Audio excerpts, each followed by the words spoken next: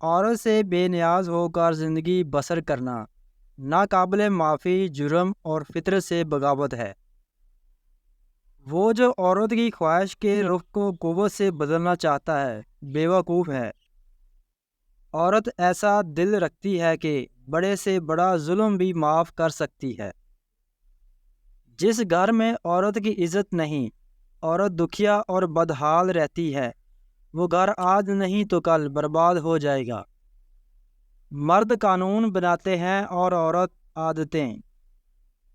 ایک عورت صرف ایک راز چھپا کر رکھ سکتی ہے، اور وہ ہے اس کی عمر کا راز۔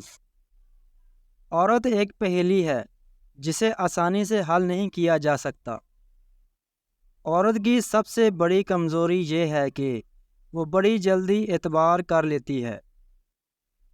خاردار شاخ کو پھول دلکش بناتے ہیں، اور غریب سے غریب شخص کے گھر کو سمجھدار عورت جنت بنا دیتی ہے۔ عورت میں پہلے محبت پیدا ہوتی ہے اور پھر خواہش۔ مرد میں پہلے خواہش پیدا ہوتی ہے پھر محبت۔